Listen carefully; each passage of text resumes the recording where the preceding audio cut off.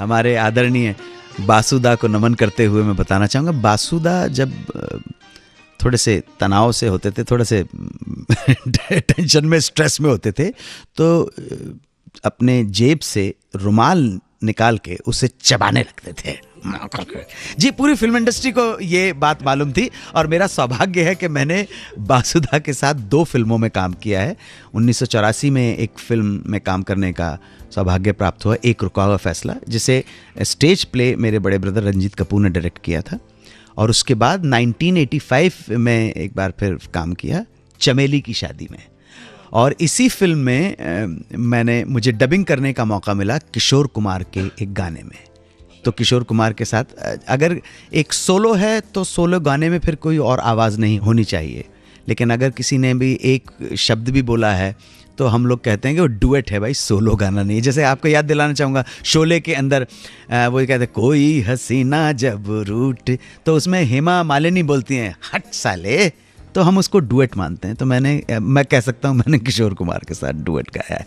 तो ये आप कुछ कहना जा रहे थे नितिन? क्या जी? जी, बासुदा की आपने बात बताई, रुमाल खा जाया करते थे जी। मैंने एक बहुत पहले एक सीरियल आया करता था टेलीविजन पे, उसमें देखा था। हाँ। जब उन्हें इनवाइट किया गया जी, तो एंकर ने, होस्ट ने उनके आते ही पूछा कि सर आपका वो रुमाल कहाँ है? हाँ। उन्होंने कहा आपने इतनी देर कर दी थी, बाहर गुस्सा आ रहा था, मैं वहीं खा गया हूँ उसको।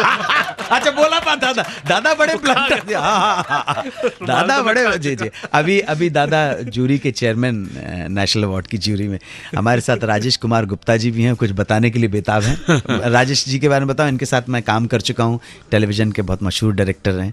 जी राजेश जी, क्या बोल रहे हैं? मैं कह रहा था कि चित्चोर, जैसे हम सबको मालूम है बासु चटर्जी जी ने डायरेक्ट की है, और चित्चोर के निर्माता थे ताराचंद बड़जात्या जी। तो ताराचंद जी के सुपुत्र हैं राजकुमार बड़जात्या जी।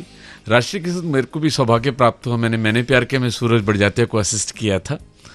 तो उस दौरान करीबन 1.5 साल में सूरज जी के साथ और राजकुमार बड़जात्या जी के साथ था। तो बातचीत में बासुदा का निकला कि बासुदा ऐसे टेंशन में आते थे और रुमाल को उन्होंने कहा कि मैं खा गया, तुम लोगों ने इतना देर कर दिया। तो ऐसे ही मैंने नोटिस किया कितनी बार कि राजबाबू के साथ बहुत हमारे सेशन होते थे, मीटिंग्स होती थी, क्रिएटिव डिस्कशन होता था।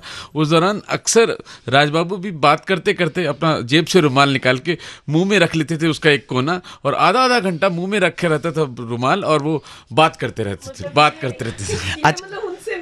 अच्छा, नहीं, अब किसको मिला? राजकुमार बड़जात्या से बासुदा ने लिया कि बासुदा से राजकुमार बड़जात्या ने लिया? ये तो आप उनसे ही पूछे तो पता चलेगा। जी जी, दोनों बहुत कमाल के लोग हैं। और बात चली है राजकुमार बड़जात्या की, ताराचंद बड़जात्या और उनके प्रोडक्शन कंपनी की, सूरज बड़जात्या की और राजश्री प्रोडक्शंस की, और बासुदा की। मैं एक और बात कहना चाहता हूँ, प्लीज। सूरज जी मेरे गुरु भी रहे हैं। मैंने पूरा करीबन जितना भी फिल्म मेकिंग है सूरज जी से सीखा है। सूरज जी ने चित्चोर पे को बेस करके बाद में एक फिल्म बनाई थी, ऋतिक रोशन थे उसमें, अभिषेक बच्चन थे और करीना कपूर थी, और फिल्म का नाम था मैं प्रेम की दीवानी हूँ। ये फेमस बासुदा की चित्चोर के ऊपर बेस थी, ये बेस कहानी थी, वहीं से इंस्पायर किया था, स्टोरी का बेस वहीं से लेके बनाई थी। मुझे याद आ रहा है कि बहुत पहले सुभाष जी ने एक फिल्म बनाई थी शाहरुख खान के साथ, और उसमें उन्होंने अपूर्व अग्निहोत्री को लॉन्च किया था, अमरीश पुरी भी थे, और फिल्म का नाम था परदेस। थोड़ा मुझे ऐसा लगता है कि वो कहानी भी कहीं ना कहीं चित्चोर से इंस्पायर थी, if I am not wrong. देखिए, बासुदा को मैं बहुत बड़ा डायरेक्टर मानता हूँ, और 2 फिल्मों का आपने जिक्र किया जो बासुदा की क्लासिक फिल्म से इंस्पायर हैं, और वो क्लासिक फिल्म चित्चोर।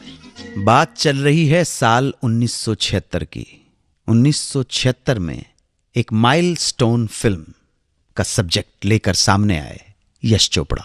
फिल्म का नाम था कभी कभी। कभी कभी से जुड़ी हुई दिलचस्प कहानियों को लेकर आपके सामने आऊंगा थोड़ी देर में। 92.7 बिग FM पर सुनते रहिए सुहाना सफर विद अनु कपूर।